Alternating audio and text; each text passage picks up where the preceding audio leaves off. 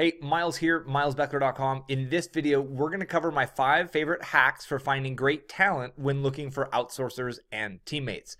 Sometimes it can feel like you're looking for a needle in a haystack. I totally get it. I've been there, and I've got a few ways that I kind of weed out the competition to find the few people, the handful, the 4, 5, 8 people that I actually want to get on Skype with and do an interview with, and a quick way to eliminate the 80-90% of people who aren't really going to have enough attention to detail for the job.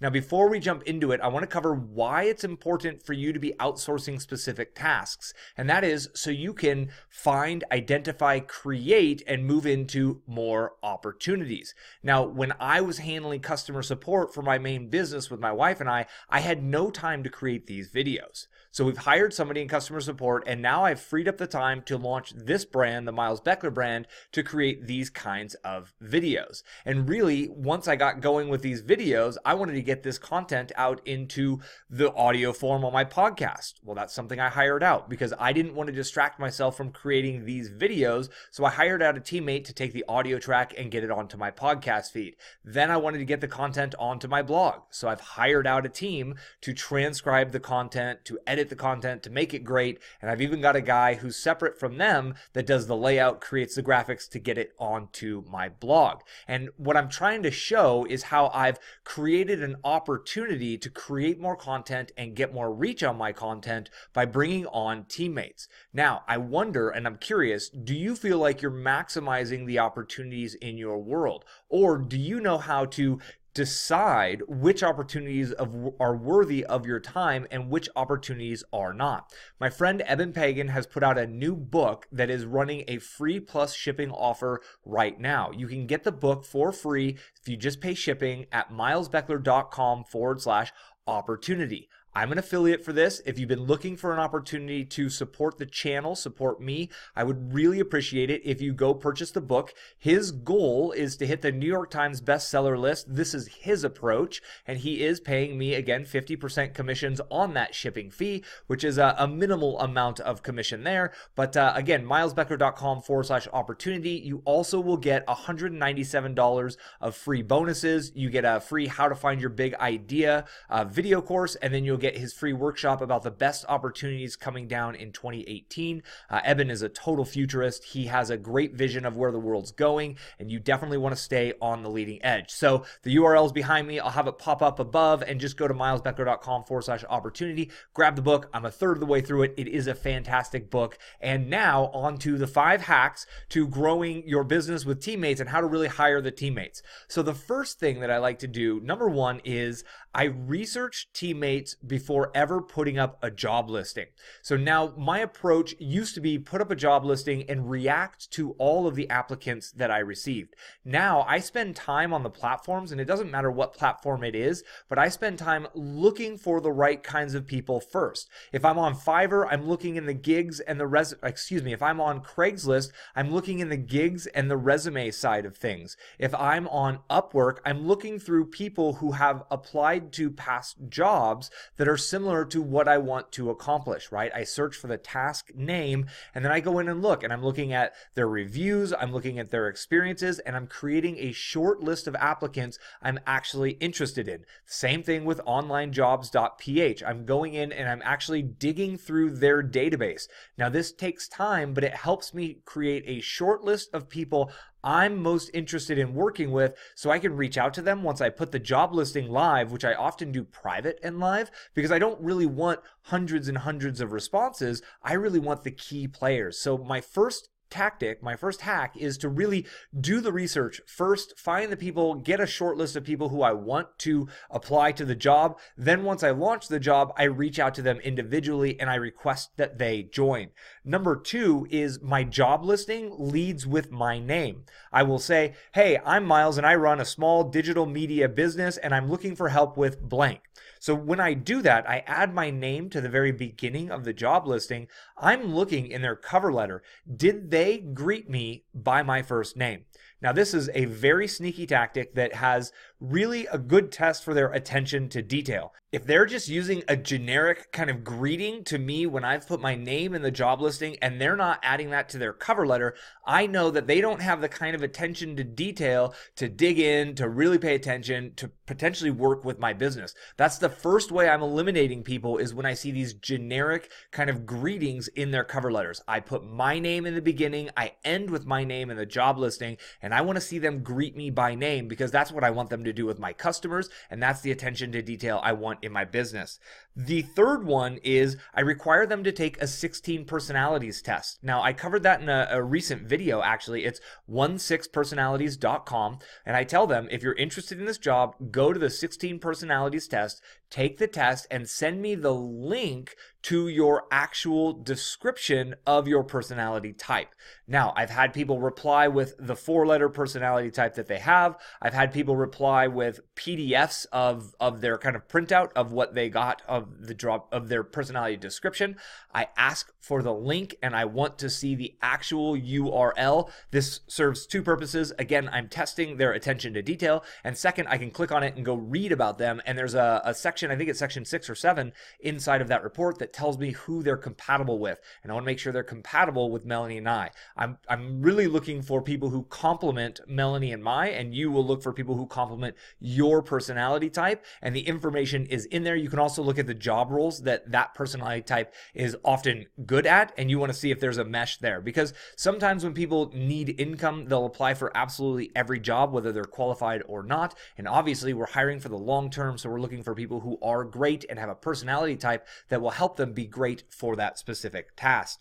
I think that's a really good hack. I used to hide an Easter egg and it was like, oh, say green bamboo in your application. I don't do that anymore because I just require them to go take this personality test. They're not willing to take 15 minutes to do a personality test and send that over. Perfect. I'm gonna cross them off the list and I'm gonna move on to the next one.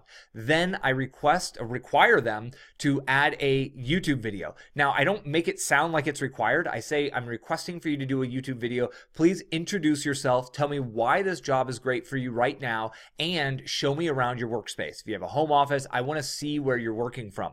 Now, this scares a lot of people, right? To go on video is actually super scary for a lot of people, and that's fine because my teammates are going to need to be able to jump on a video call, a Skype call, and I want to do two things. Number one, again, are they willing to and able to pull out their cell phone, create a video, upload it to YouTube, and send me a link, and then I want to vibe them out. I want to have that moment of the ability to look into their eyes and really to kind of have a connection with them and just see who they are. I do like seeing what their workspace is. One time I saw a guy, he had himself pinned in on the kitchen, kind of right next to the refrigerator, and I just felt that would be too distracting if he's got a family. And I've seen other people who show me their dedicated workspaces that are quite good, and you really can learn a lot about people in a quick 1 to 2 minute video, and that's what I'm looking for. So it's, do they have enough ambition and willingness? Are they hungry enough for the job to create that video, which would be out of their comfort zone? If they are, that's great. And then I'm looking, who are they? What's their story? I want to hear a little bit about their story, and I want to see their workspace. I'm not judging this too much. Like, people are nervous, people kind of trip over their words, and that's okay. I'm not looking for a polished video. I'm looking for their willingness, their ambition to create the video, and I want to see a little bit of honesty and just kind of get a moment of kind of meeting them, if you will, in a virtual sense, but visibly, right? I think there's a lot of cues that you can kind of lean on and learn about from a person from watching a video. I think video is really powerful in that sense. And then finally, number 5 is, my whole goal in this process is to learn about their story.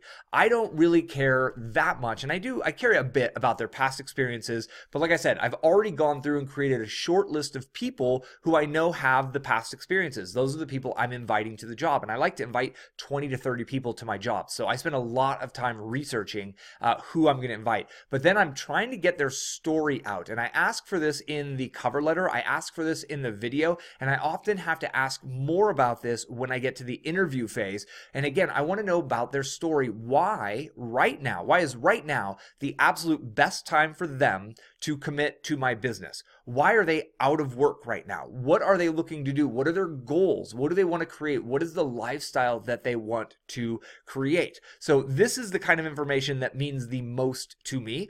And I'll give you an example. My customer support girl, when I first found her, I asked her to do a video. Tell me about yourself. Tell me about your situation and why right now is important. And she told me this story, and it was beautiful. I loved it. The video was great. And she began to tell a story about herself. And in the story, she was explaining how she used to work in the BPO world, which is essentially, it's like the outsourcing of customer support to the Philippines. And she was a manager or a team lead at that point, but she had a really long commute. She was commuting an hour and a half each way, and now she has a fiance. She was about to get married. She wants to eventually have kids and raise kids, and she wants to migrate and move her lifestyle into a lifestyle that allows her the freedom of lifestyle to work from home, to still create the income she needs to live, but to have that freedom and flexibility to raise a family. And as she's explaining this, she got off on this tangent about her family and about her fiance and how she wants to grow a family and this and that, and talking about her world. And she caught herself and she's like, oh my gosh, I can't believe I just told you all of that. And then she went back to kind of business mode. And then she went back into that box of, this is supposed to be a video resume. I loved that she was willing and she went down that path to share her story and her reason why it was important for her to land a full-time, long-term customer support management position with a digital company that gave her the lifestyle freedom. When I knew that part of her story and I saw her light up about her family, her kids, the freedom, etc., I knew I had the right kind of person on for me. She definitely deserved the next level of interviews. And then we went on the next level of interviews. She passed it. She's been with me for over 2 years now. And again, it was really that story. It was her willingness to be honest, to be vulnerable, to share a bit about her life, her story. It made sense. And you'll be able to tell when you look for that story and you're like, why are they there now? Why are they applying right now? Are they going to be with me in 3 to 5 years? Because I don't like hiring, rehiring, training, and retraining people every 6 months or every few years. If someone's not right for the job, I will let them go. I'll fire them and try again. But when I get the right person, I'm going to pay them better than they could make in their home country. I'm going to make sure they do not go look for another job, right? I pay them very well. I make sure they have a lot of lifestyle freedoms, and I want them to be as committed to my business as my business is committed to them for the long term, so I can then do what?